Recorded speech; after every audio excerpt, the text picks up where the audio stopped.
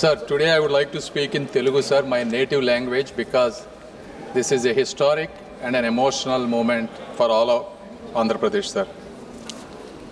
సభాధ్యక్షులకు సహచర సభ్యులకు ఈ ప్రత్యక్ష కార్యక్రమాన్ని ఉత్కంఠంతో ఉద్విగ్నంతో వీక్షిస్తున్నటువంటి అశేష తెలుగు ప్రజానీకానికి మా అమరావతి ఆత్మ బంధువులకు నా హృదయపూర్వక నమస్కారాలు. ఆంధ్రుల కలల రాజధానిగా అమరావతికి చట్టబద్ధత కల్పిస్తూ అమరావతి ఆంధ్రప్రదేశ్కు ఏకైక రాజధాని అని ప్రస్తావిస్తూ దేశంలోనే మొట్టమొదటిసారిగా రాజధానిని నిర్మించే ఈ చారిత్రక ఘట్టంలో అమరావతి బిడ్డగా ఈ సభలో ప్రసంగించటం నాకు అదృష్టంగాను గౌరవంగాను భావిస్తున్నాను.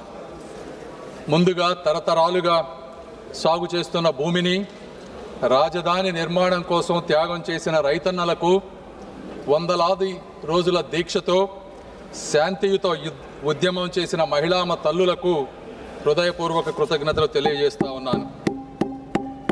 సార్, కృష్ణానది ఒడ్డున ఆంధ్రప్రదేశ్ నడిబొడ్డున ఉత్తర దక్షిణ ప్రాంతాలకు సమాన దూరంలో 3000 సంవత్సరాల నాగరికతకు నిదర్శనం ఈ అమరావతి.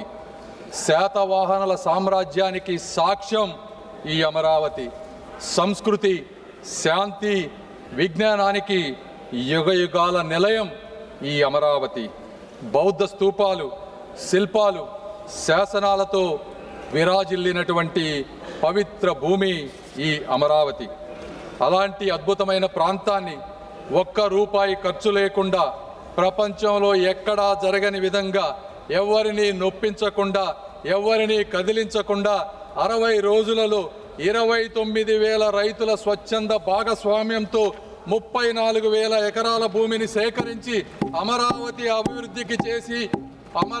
అభివృద్ధికి అంకురార్పణ చేసినటువంటి శక్తి, వ్యక్తి, నమ్మకం మా ముఖ్యమంత్రి శ్రీ గౌరవ నారా చంద్రబాబు నాయుడు గారు.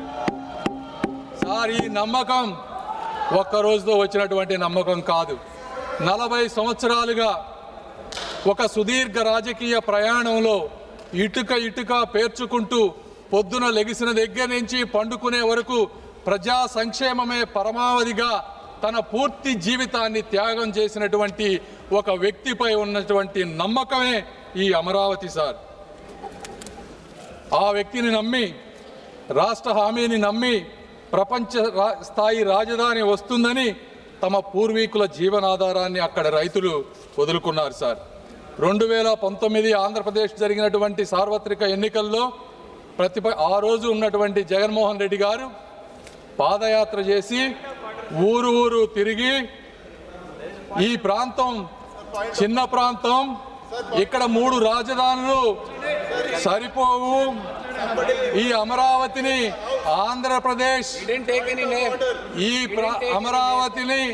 ఆంధ్రప్రదేశ్లో ఇంకా అద్భుతంగా ముందుకు తీసుకువెళ్తానని చెప్పి అధికారంలోకి వచ్చారు. సార్, అయితే అలాంటి మహాయజ్ఞాన్ని అధికారంలోకి వచ్చిన తరువాత అధికార వికేంద్రీకరణ పేరుతో 3 ముక్కల రాజధాని అనే పేరుతో ప్రజలను మభ్యపెట్టి 5 సంవత్సరాల అమూల్యమైనటువంటి కాలాన్ని, ఆంధ్ర ప్రజల భవిష్యత్తుని కూడా వృధా చేశారు. సార్, 3 ప్రాంతాల మధ్య చిచ్చు పెట్టారు. సార్, నేను ఇక్కడ చాలా బాధతో కొన్ని విషయాలు చెప్పాలనుకుంటా ఉన్నాను. ఇది రాజకీయ విమర్శ కాదు. సార్, 29,000 మంది రైతులకు జరిగినటువంటి అన్యాయం, అవమానం గురించి మాట్లాడాలి. సార్, ఆ రైతులని పెయిడ్ ఆర్టిస్టులని పిలిచారు. సార్, ఈ సభలో ప్రస్తావించలేని వ్యాఖ్యలతో మహిళలను ఇబ్బందులకు గురి చేశారు. వారిని చూసి నవ్వారు. అమరావతిని మర్చిపోమ్మన్నారు. 30-40 సంవత్సరాలు తన భూమిలో పంటలు పండించిన రైతులు వారి గ్రామాల్లో తిరగటానికి ఐడి కార్డులు చూపించమన్నారు. సార్, 144 సెక్షన్ అమలు చేసి వారి స్వేచ్ఛను అడ్డుకున్నారు. సార్, ఈ బాధ ఇక్కడితో ఆగలేదు. న్యాయస్థానం నుండి దేవస్థానం వరకు 45 రోజులు మహాపాదయాత్రలో రైతులను అమానుషమైనటువంటి హింసకు గురి చేశారు. మేకులతో ఉన్నటువంటి లాఠీలతో వారిని కొట్టారు. సార్, గర్భిణీ మహిళలపై బూట్ల కాళ్లతో తన్నారు. ఆఖరికి మహిళా దినోత్సవం రోజున ఆలయానికి వెళ్ళినటువంటి మహిళలపై కూడా దాడి చేశారు సార్. వారి భోజనంలో ఇసుక వేశారు, అయినా కూడా వారు ఎక్కడా కూడా వెనకడుగు వేయలేదు. రోడ్లను శుభ్రం చేసి వీధుల్లోనే భోజనం చేశారు సార్. ఆఖరికి ప్రశ్నించిన మీడియాని కూడా వారిపై కేసులు పెట్టారు. ఇది 1631 రోజులు జరిగినటువంటి అమరావతి వ్యధ కథ అని ఈ సభాముఖంగా తెలియజేసుకుంటున్నాను సార్. అయితే ఆ రోజు వారు ఆ తల్లుల కన్నీళ్లే ఈరోజు ఈ చట్టానికి పునాది రాళ్లుగా మారుతున్నాయని వారు గ్రహించలేకపోయారు సార్. ఈ వైఎస్ఆర్సీపీ ప్రభుత్వాన్ని కానీ అప్పటి ముఖ్యమంత్రి గారిని కానీ ఈ చరిత్ర ఎప్పటికీ మర్చిపోదు సార్. ఈరోజు ఒక రాష్ట్రం అభివృద్ధి చెందాలి అంటే రాజధాని అత్యంత కీలకమైన పాత్ర పోషిస్తుంది సార్. కర్ణాటక ప్రాంతంలో బెంగళూరు అనేది 50% ఆర్థిక వాటాను, తమిళనాడులో చెన్నై 40% ఆర్థిక వాటాను, తెలంగాణలో హైదరాబాద్ 55% ఆర్థిక వాటాను అందిస్తూ కీలకమైనటువంటి పాత్ర పోషిస్తూ ఉన్నారు సార్. అదే ఆంధ్రప్రదేశ్కు మీ రాజధాని ఏది అంటే చెప్పుకోలేని అవమానంతో గత ప్రభుత్వంలో ఆంధ్రలో ప్రజలు జీవించారు సార్. ఇప్పుడు నిర్మించబోయేటువంటి అమరావతి ఆంధ్రప్రదేశ్ ఆర్థిక వ్యవస్థకు ప్రధాన కేంద్రంగా రూపుదిద్దుకొని రాష్ట్ర అభివృద్ధికి ఒక గ్రోత్ ఇంజిన్ గా కూడా మారబోతోంది సార్. సాధారణంగా అభివృద్ధి అంటే భూసేకరణ పరిహారం మాత్రమే. आप भी ध्यान रखना जो सदन के सदस्य नहीं हो तो आप पूर्व के विषय को नाम मत लो और रख दो. आप भी मत लेना, ये भी नहीं लेंगे. चलिए.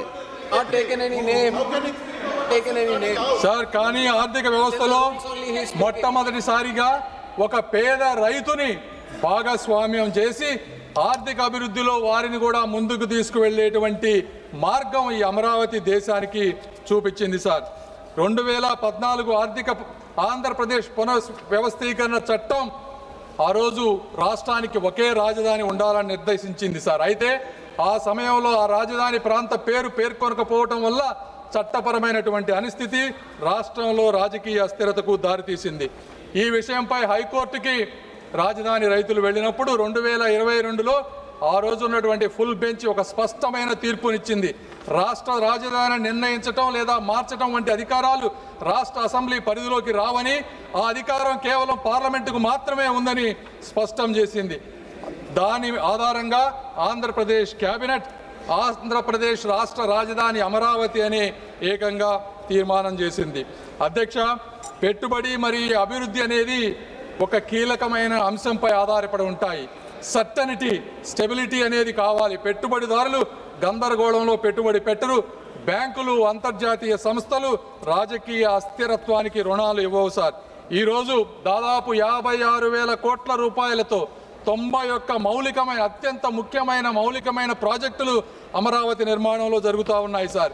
హడ్కోలో 11,000 కోట్ల రూపాయల రుణం, ప్రపంచ బ్యాంకు, ఏడీబీ, కేంద్ర ప్రభుత్వం కలిపి 15,000 కోట్ల రూపాయల సహాయాన్ని ఈరోజు అందిస్తూ ఉన్నాయి సార్. అదేవిధంగా క్వాంటమ్ వ్యాలీతో చరిత్రకు అమరావతి స్వాగతం పలుకుతుంది సార్. ఇవన్నీ జరిగినప్పటికీ అందరి మనసులో ఒకే ఒక ప్రశ్న, అమరావతి శాశ్వత రాజధానిగా ఉంటుందా అనేది ఉండేది సార్. అయితే ఈ చట్ట సవరణతో ఆ అనిశ్చితి తగ్గి అభివృద్ధి వేగం జరగబోతా ఉంది. రాజధానులు అనేది ఎన్నికల కోసం కాదు సార్, తరతరాల కోసం నిర్మించబడతాయి. ప్రభుత్వాలు మారినా కూడా విధానాలు ఏకపక్షంగా మారకూడదు. ఈ విధంగా ప్రభుత్వాలు ముందుకు వెళ్ళినప్పుడు మాత్రమే ప్రజల పట్ల కానీ, పార్లమెంటు పట్ల కానీ, ప్రజాప్రతినిధుల పట్ల కానీ ఒక విశ్వాసం వస్తుంది. కాబట్టి ఈ కార్యక్రమాన్ని ఈ విధంగా ముందుకు తీసుకువెళ్తూ ఈరోజు ఈ కార్యక్రమానికి వచ్చిన విధంగా నేను అనేక మంది వ్యక్తులకు కృతజ్ఞతలు తెలపాలి సార్. మొట్టమొదటిసారిగా గౌరవ ప్రధానమంత్రి నరేంద్ర మోదీ గారికి ఆంధ్రప్రదేశ్ రాజధానికి కేంద్ర మద్దతు ఇవ్వాలన్న ఆయన హామీపై ఆంధ్రప్రదేశ్ ప్రజలకు అచంచలమైనటువంటి విశ్వాసం ఉంది.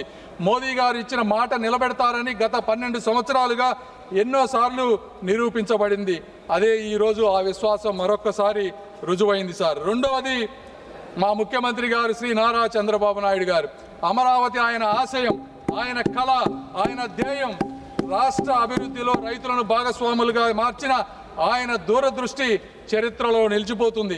ల్యాండ్ పూలింగ్ విధానం, ప్రపంచ స్థాయి ప్రణాళిక, ఇవన్నీ వారి నాయకత్వానికి నిదర్శనం సార్.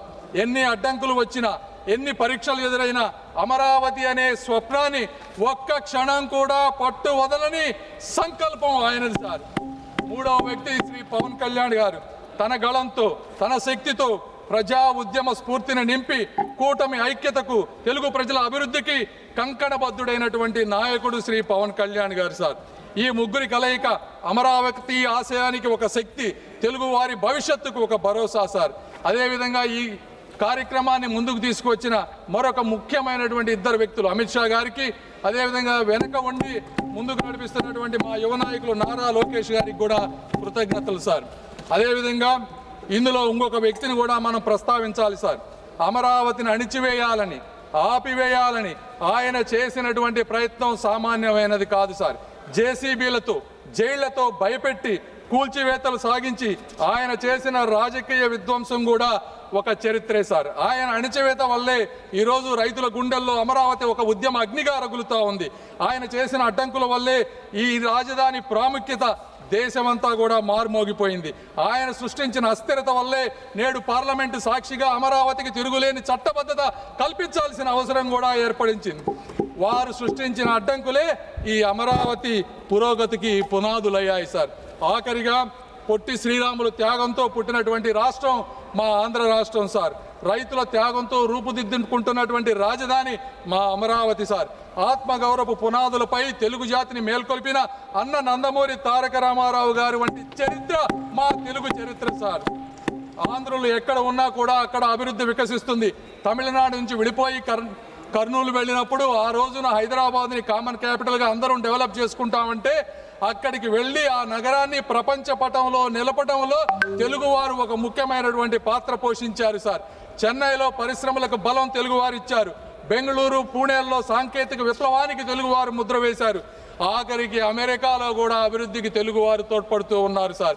చరిత్రలో ఇదే సంకల్పం, ఇదే ఐక్యత, ఇదే ప్రగతి పదం కూడా అమరావతి నిర్మాణానికి ఒక పునాది కాబోతా ఉంది సార్. ఆ రోజుల్లో పొట్టి శ్రీరాములు గారు 58 రోజులతో దీక్ష చేసి ఆంధ్ర రాష్ట్రాన్ని ఏర్పరిచిన, అదేవిధంగా 1631 రోజులు ఈరోజు రైతులు రోడ్డెక్కి నిరాహార దీక్ష చేసిన తిరిగి లేచి నిర్మించగలిగే జాతి తెలుగు జాతి సార్. కాబట్టి ఇలాంటి చారిత్రక ఘట్టానికి, చట్టానికి మద్దతు తెలుపుతూ అమరావతి నిర్మాణంలో భాగస్వాములైనటువంటి ప్రతి ఒక్కరికి కూడా శిరస్సు వంచి నమస్కరిస్తూ I earnestly request that this bill be passed unanimously and with one voice. Jai Hind, Jai Andhra Pradesh, Jai Amaravati. Thank you.